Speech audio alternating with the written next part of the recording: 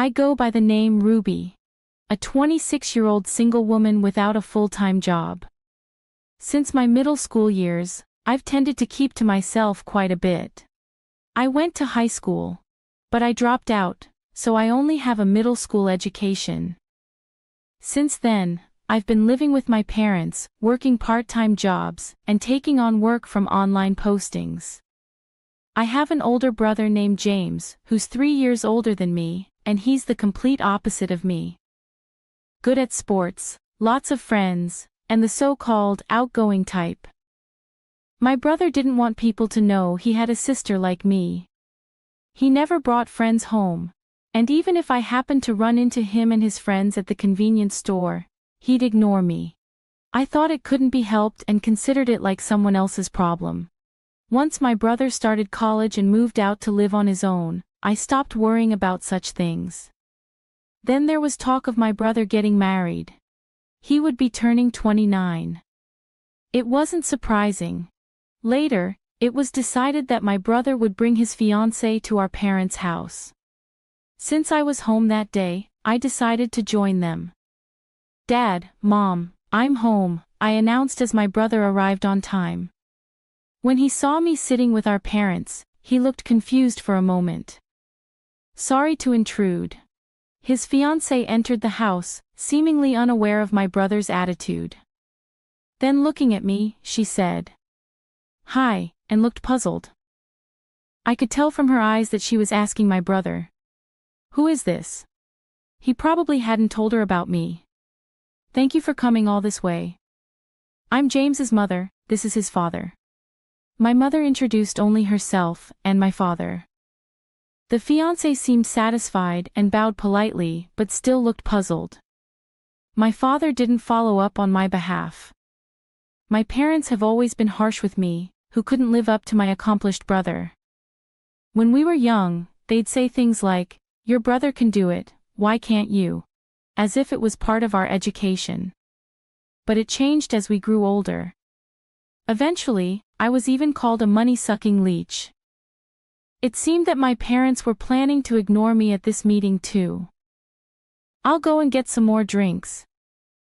As my mother stood up to leave, she whispered in my ear, "Why are you here? Go back to your room." I had attended this meeting because I wanted to get along with my family in my own way, but it seemed to have backfired. Still, I couldn't just leave, so I stayed put. My brother's fiancée introduced herself as Emma. She was the same age as me, 26, but a beautiful woman with a refined atmosphere, giving off a vibe that I shouldn't casually talk to her. My brother seemed a bit annoyed. He probably didn't like me being there. He introduced the woman to our father and mother, but he didn't talk to me at all. It felt like a ghost.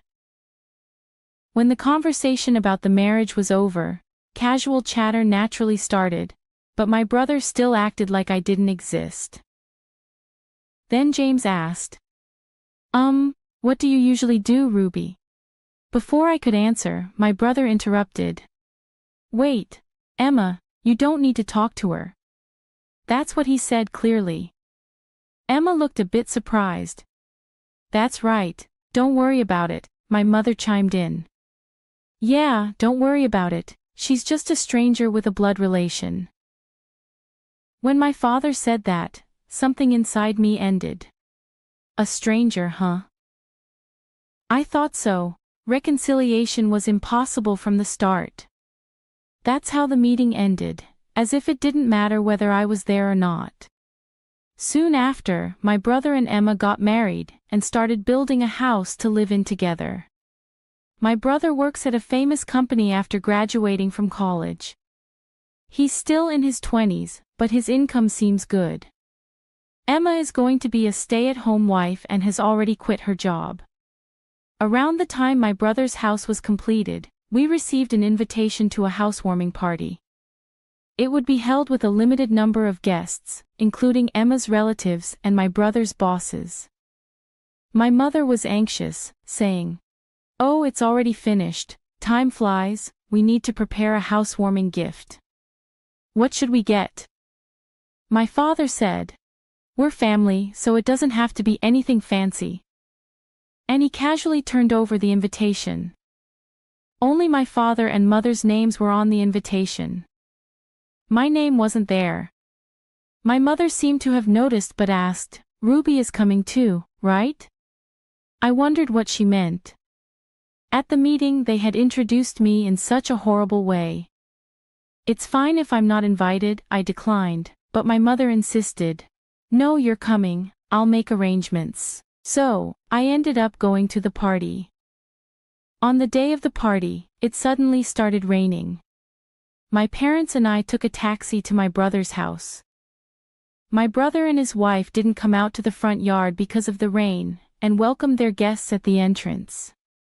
As soon as we arrived at my brother's house, my mother said to me, "You pay for the taxi," and got out of the car with my father first, without umbrellas. They both hurried toward the entrance, so that's why I thought there was quite a distance between my brother's house and ours. I thought it was extravagant to take a taxi. I was the one called to pay for the car. After I paid, I ran towards the entrance, and Emma asked me, "Who are you?" I had only met Emma once before. Maybe she forgot me, I thought so, and introduced myself. "I'm Ruby, James's sister," but she said with a smile. "Ah, the high school dropout, neat. We didn't invite the parasite living off a parent." Emma said this casually with a smile. My brother, who had just returned from showing someone in, came out too. He said to me with disdain, "Huh, why are you here?" "Hey James, I told you not to invite her, why is she here?" "Well, I don't know either, my brother didn't want to invite me after all," and Emma changed her attitude once she knew about me. "Actually, she's worse than my brother and parents. Would it have been better if I didn't come?" I asked my brother cautiously. "Yeah, you're a stranger because of your low education. Actually, not finishing high school doesn't even count as an education, right? Could you please leave the property quickly?" Emma followed up on what my brother said. Like she was siding with him. Her expression remained calm the whole time, which was truly terrifying. Understood, I turned on my heel. The taxi from earlier was gone, and since we weren't on a main street, it seemed difficult to find another one. I didn't have an umbrella. I trudged along, getting drenched in the rain. I could hear Emma's laughter from behind. After a while, I returned home. My parents came back, looking like they had a good time. They saw my face and asked, "Why did you leave suddenly? Couldn't even call a taxi for the way back? You're so useless," my mother complained, as if it were a matter of course. "Sorry, I suddenly had a stomach ache," I lied to cover it up. "For such a reason, you left on your own.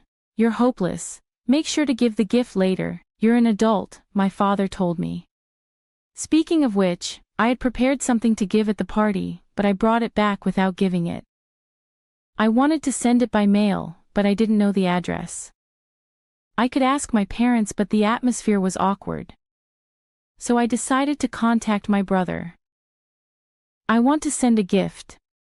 Can you tell me the address?" This was the only reply from my brother. "I don't give my address to strangers, right?" I let out a sigh. Is it really fun to start dominance over me in private? Not just embarrassing to introduce to others, I couldn't help but be amazed. It might not be just my brother who's sending these messages. Maybe Emma is also typing and laughing out loud. Either way, it's ridiculous. I gave up on sending a congratulatory gift with the meaning of my brother and his wife in their housewarming party. I decided to leave home. I realized I couldn't get along with my family anymore and decided to live on my own. I didn't have a full-time job, but I had some savings from my part-time work. I was able to rent a room for living alone. Since it wasn't much to live on, I decided to try streaming videos in my spare time. I was already interested in watching streams as a hobby and was good at finding trends among popular streamers and ways to increase views. When I started doing it myself, I made tens of thousands a month. The amount grew, covering my living expenses. I decided to invest the money I wasn't using. The investments went well, and I decided to try running a small company importing and selling goods. I was busy in a good way and fulfilled every day. I didn't have a family that would complain about me using the computer all the time. A few months later, I received a call from my parents who hadn't contacted me since I left home. "We want you to help James financially," they said. "Why?" I asked, genuinely curious. I wondered what could have happened to the person who just built a new house. My parents slowly began to explain the situation. My brother apparently held frequent parties after building his new house, interacting with various people such as bosses, executives, clients, and Emma's acquaintances. Among them, someone proposed an investment opportunity, and my brother ended up trusting the proposal.